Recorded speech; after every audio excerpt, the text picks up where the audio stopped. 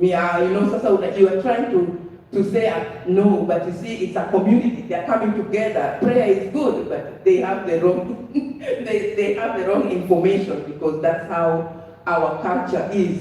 Mtoto amerogwa. So every time we were like, oh my goodness, ulienda wapi? Why? Mbona amefa? Like, I've talked, but you just have to accept them.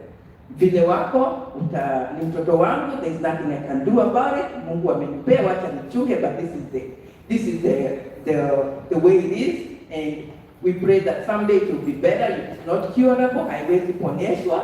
It can only get better. So let's continue with collaboration and advocacy. Malize hii maneno, kama kuna maswali tutamaliza baadaye. To create lasting change, collaboration and advocacy are essential. We must partner with community leaders, religious institutions, educators, healthcare providers, and policy makers to dispel cultural myths surrounding autism and promote inclusion. By using our collective voices and sharing our experiences, we can influence policy decisions, drive research, initiatives, and advocate before you give us the YouTube and advocate for. Sorry, I lost myself.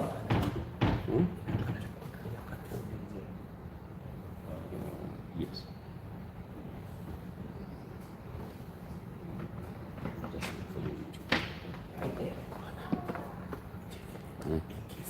All right, let's go back and say collaboration and advocacy. To create lasting change, collaboration and advocacy are essential. We must partner with community leaders, religious institutions, educators, healthcare providers, policymakers to dispel cultural myths surrounding autism and promote inclusion by using our collective voices and sharing our experiences. We can influence policy decisions by research initiatives and advocate for accessible and cultural responsive services for individuals with autism.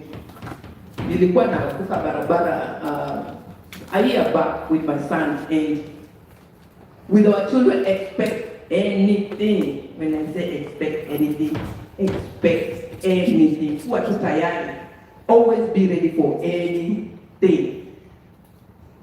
Naenda Walmart. The Walmart is like from here to my door, to that door, and the road is here. I'm standing with my son. Tumesimama, nataka kuvuka barabara. He's fidgety, he doesn't like shoes. Hapendi shipping, hapendi. He just doesn't like anything tight. Sasa tumesimama, nimemshika mkono because he's 24/7. He's not independent. He does things, but he doesn't know gari nafanya nini. He just walks aimlessly. So tumevuka hivi, nikaona mtu amenisimamisha akaniambia, "Ma'am, your son has no pants." Mtoto wako hana nguo. Kumbe wakati tumesimama hivi anatoa pants. Mimi nangojea gari ivuke. Tumeenda mpaka Walmart, mtoto wangu hana trouser, ameacha pale kwa barabara. Sasa ukimbie, kila mtu anakuangalia, they start judging you, they start thinking, oh, you're not paying attention to your son. Unajua hiyo maneno yote. Trust me, these boys, when they grow up, they notice everything. They might be not very quick there, but remember they are growing up. My son is 14, he puberty size, kwa hiyo level of puberty. Tumeenda tena hiyo Walmart, the same Walmart, they know him very well. When a woman walks there, amevaa kinyasa kidogo. Remember, he's autistic, but he's human, and he's still a teenager.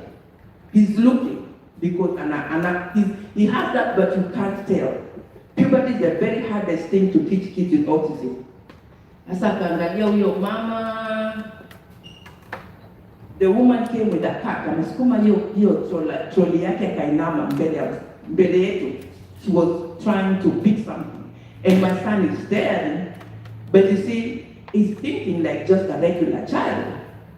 Mvulana mwenye, he's a teenager, they look at things different, but he's still that child. It's inside there. Akawekelea mama mkono yake kwa huyu mama nyuma hapa, akiguza tu That was chaotic. Mama akapenduka amekasirika. Can you teach your son manners? Nimetukanwa. I didn't say anything. I just apologized. Nikamwambia, I'm sorry. I will try my best I can. So when I was walking outside, a lot of people there know me. One of the customer care lady came and approached me and I said, I am so sorry that you have to go through this, but you don't have to explain yourself. I said, no, it's okay. While I was waiting for my son to pick me up, because I have 4 kids, huyo mama akakuja akaniambia, you know, I apologize. Mwenye amenitukana karibu 5-10 minutes huko supermarket. Akaniambia, I apologize. I really didn't know your son akona shida. I should have approached you in a different way. And I should have understood where you come from. I didn't even know what to say. Ni ile yani umetukana mpaka unashangaa. You know, you can't defend your son on every way. You cannot defend your child on everyone. You cannot explain that my child is like this. Because decide, okay, this is it. So many incidences that have happened in my life that I really, really appreciate.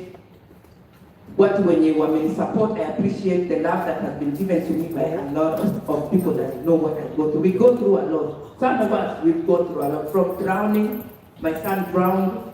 They had to keep him in hospital for like 3 days investigating me. After US, so because he was above the age of 4, they didn't find anything wrong. You know, they took my son for Gotabgaa hospital for 3 days while they talked to my children.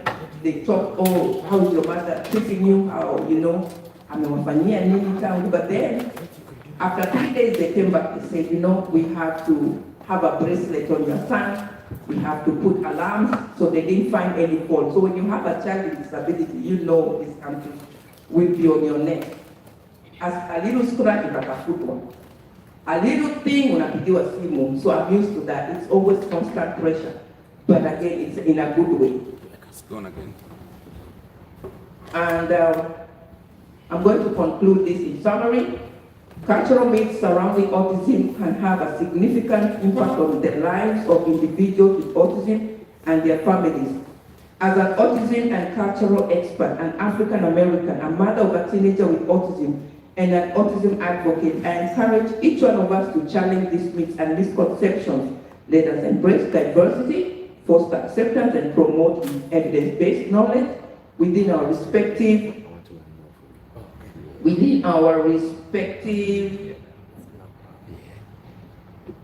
where am I?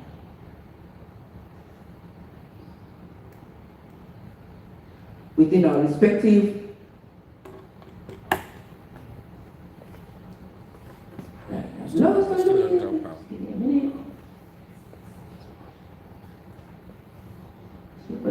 But I encourage one of us to challenge this misconception. Let us embrace diversity, foster acceptance, and promote evidence-based knowledge within our respective communities. By doing so, we can create a world where every individual with autism is understood, supported, and valued regardless of their cultural background.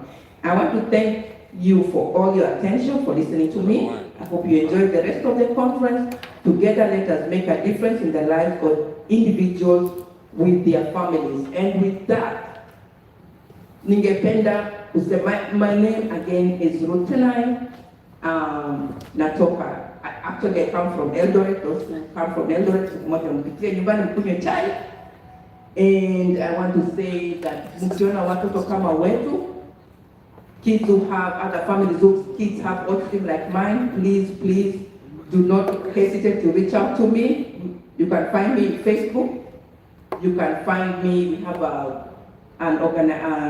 group called Step Up for Autism. It's also in Facebook.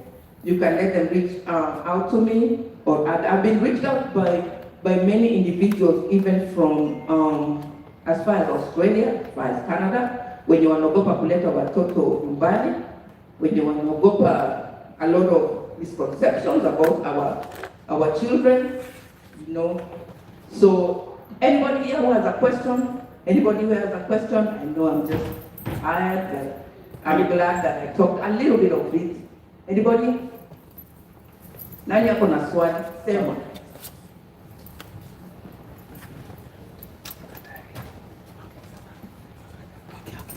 Thank you very much. I think I came in a bit late, but you say you're from Kenya, right?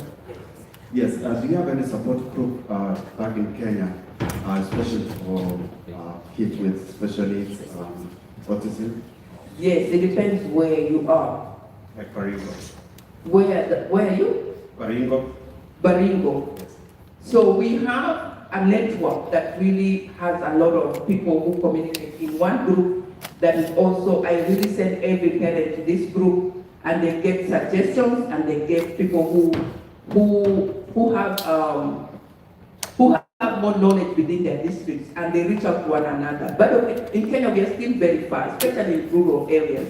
Tuko na shida sana when it comes to services. But we have a group that I always recommend, and they talk to one another, and they try to help the best they can. So if anything, you give me the name of the person, I can recommend the page and the community that is has so many individuals from so many counties. Mm-hmm. Anybody else? Okay, my name is Vincent, and I live here. Hello, Vincent. You can talk about. Okay, I just want to thank you for what you're doing, and especially for autism. I know autism is, especially in our culture, I think maybe because we don't have a name for it in a Kalenjin culture, especially for disabilities. But I want to say you have done a great job. I have a son who is autistic. Thank you. Yeah. And I just wanted to say autistic is a spectrum.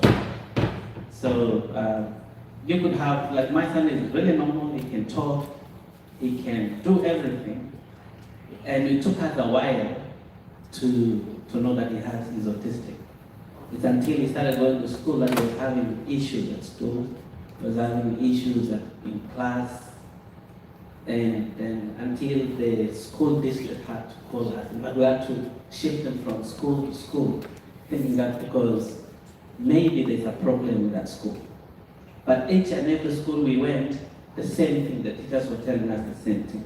And then finally we had to accept that our child has, there's something going on that we don't know.